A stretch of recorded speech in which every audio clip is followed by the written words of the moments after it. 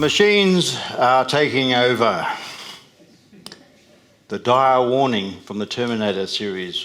John Connor was the hero of that series. And you might think of me as John, perhaps. John warned us that the machines had taken over on the planet Earth. StarNet had become sentient. It had decided that it no longer needed human beings to help it work. So from an ecological point of view, you could say that these robots had decided that their species wanted to be the top dog, and they needed no other species to support them. So ecologically, they created a system that was out of balance. This ecosystem has become the reality that we have today. The idea that technology, or robots, machines, I'll lump them all together, have taken over is around us wherever we want to look. We are already at the mercy of the machines. We are already their slaves.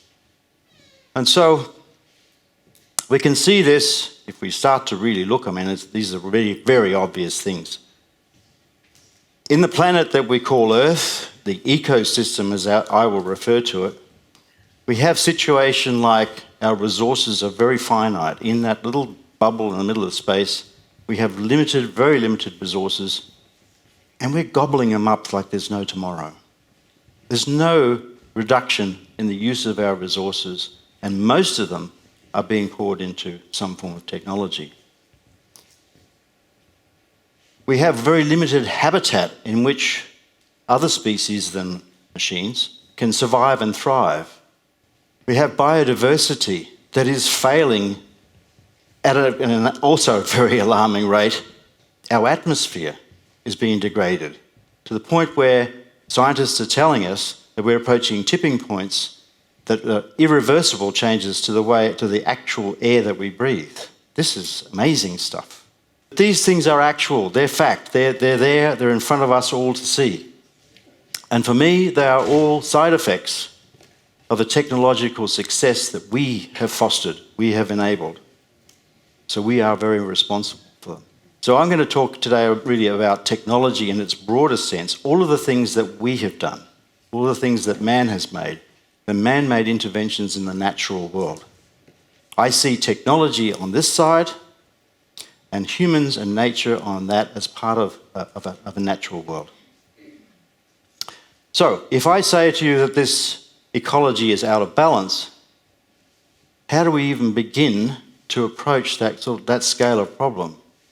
How do we balance this ecology? We need very much to consider the human side of it, the human and natural side. We understand that. But let's face it, technology is very cool. It's very funky, shiny, it beeps. It has lights, all sorts of lovely things, and it makes our lives so much easier. And then we have, on the other side, the most sentient species on the planet, human beings. We're lumpy, hairy, smelly, do some strange things in the bathroom. But this is what it means to be human. How do we equate this really funky technology thing to us? How are we going to balance this equation with these two things?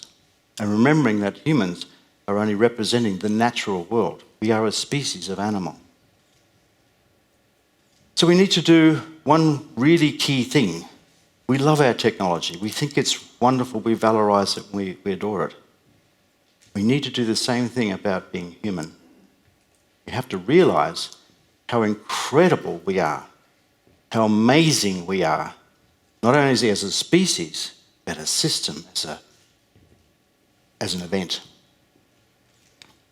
So how do we do that? What does it mean to be human? What does it mean to be a human being? One of the things that really stuck out was a lot of different writers and different thinkers and philosophers and so forth have thought about humans in the terms of care. Funny little four-letter word, care, C-A-R-E. In Latin, they referred to it as cura. In German, it was sorge. But in different languages, it doesn't really matter. The concept was this idea of care. We are care.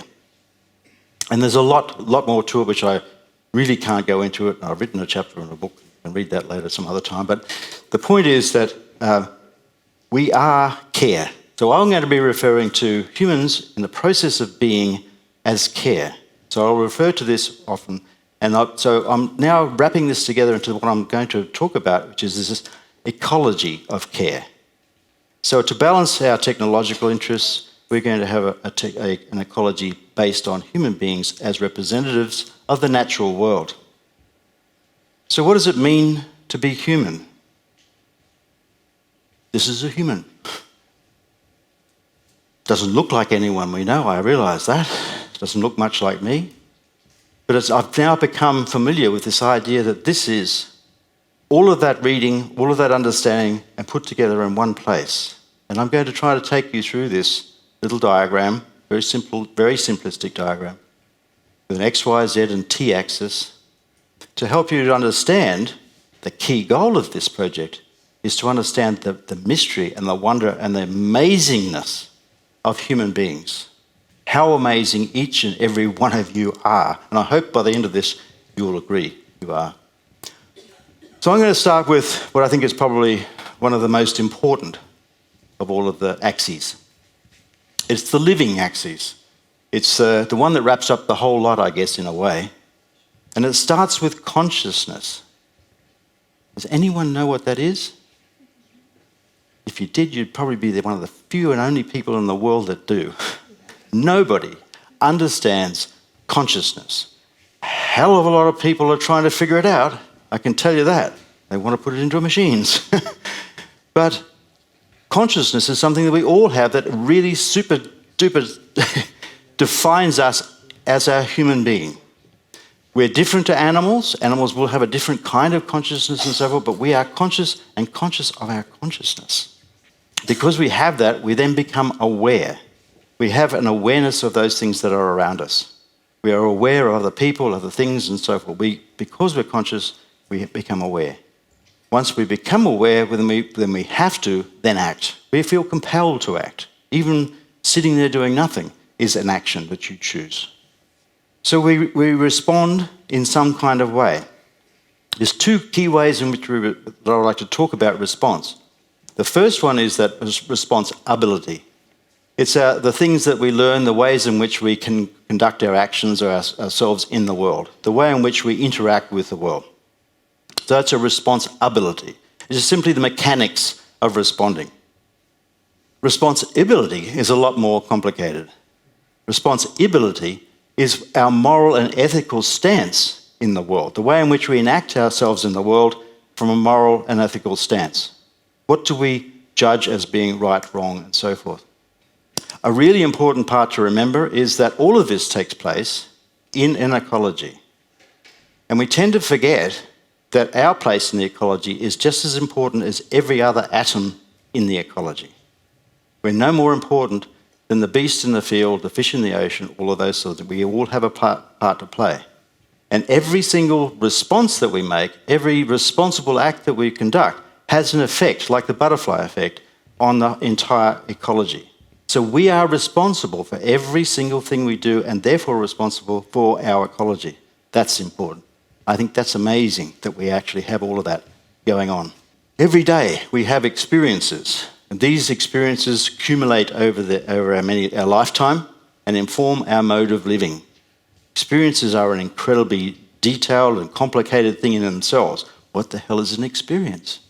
It's like consciousness. We all have them, but we don't really know what they are. We can talk about a specific instance, but we can't say what is experience. This is what it is. At its most basic level, it is about senses, affect, emotions, cognition, and context. So senses are more complicated than just simply the five senses. We know them very simply. But they also take in mysterious things such as sensing and a sense of. That's sixth sense kind of spooky stuff. Affect is an amazing thing. We all have emotions. Emotions are incredibly complicated, incredibly important. the range of possible emotions is intense.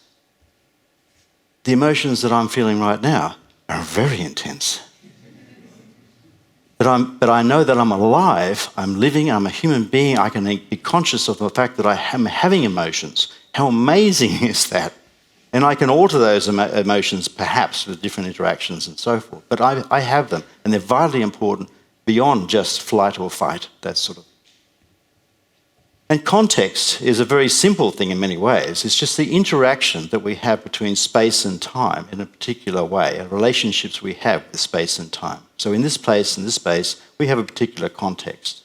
And the relationships we have between each other and next to each other and so forth are all important and help to establish the experience. So experience informs our mode of living throughout our lives, and it changes the way in which we respond. So it's a constant growing and building process. And that's what forms our way of interacting with the world, which brings us to projection. This is our way of interacting with the world. And we begin with the way in which we interact with ourselves. Vitally important that we understand that what we have learned and all of the things that we've built over the years in terms of our mode of living, our experience and so forth, filter into and help us to understand ourselves. And we have to understand that first before we can actually do anything with anybody else. So self is vitally important. Selfishness is actually a good thing. We have to understand ourselves first before we can actually interact properly with others. And if we interact with others, we can interact with other people or other things. And this helps to establish, again, who our self is. We know ourself through our interactions with others. If there was nobody else on the planet with us, we wouldn't probably know who the hell the self was. So we desperately need other people. So self, others, and then the world. So here, right now, your world, each person's world, and my world are intersecting.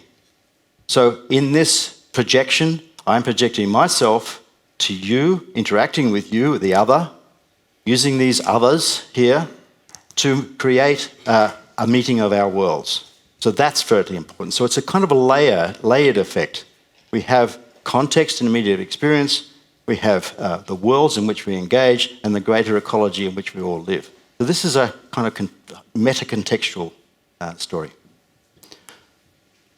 So lastly, but not the least I can tell you, is time. We understand time. We have a watch, and we have clocks and numbers and so forth, but that is a technology. It's not actually an essence of our life. We are born, we are going to die because we have consciousness, we know we're going to die. We don't know when, and that is so important because it changes the flavour of our entire lives. If we knew when we were going to die or that we weren't going to die, we would change exactly everything we did. So we need to know that we're going to die. We don't need to know when. Who wants to know that? But it's very important that we have this understanding that our life is going to be a continuum. Because the key point from this axis is that we know we have time. Whatever amount that is, we're conscious and aware that we have time. So we have a responsibility then to see what will we do with that time. It's totally compelling. You're conscious, you're aware, you respond, you've got time. What am I going to do with it? We talk about time spent or spending time. And that's because we don't get any back. Once it's gone, it's gone. So we have to be very careful what we do with it.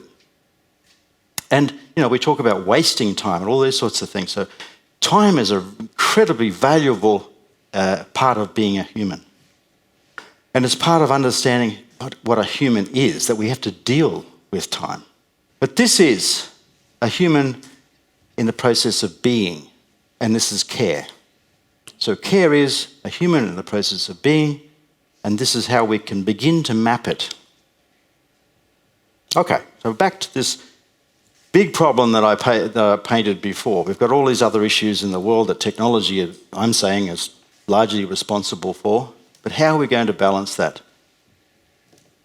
I'm saying that the kind of logic that helped us to build this incredible technological empire is a very linear Newtonian kind of logic. It's a 1 + 1 = 2 orientation. And we need to become a hell of a lot more sophisticated in our thinking if we're going to tackle problems of this scale. We simply cannot apply technology, apply the same kind of thinking, and expect that things are going to change. They just won't. But we see a different kind of logic all around us. We are part of the natural world. So we kind of have to understand if we're going to do something different, we have to do something with a natural kind of thinking, a more natural logic, perhaps a logic of care. That's us, because we're the responsible ones. We're the only ones with the only sentient species on the planet that can actually do this. So we need to act and do something about what we know we have to do.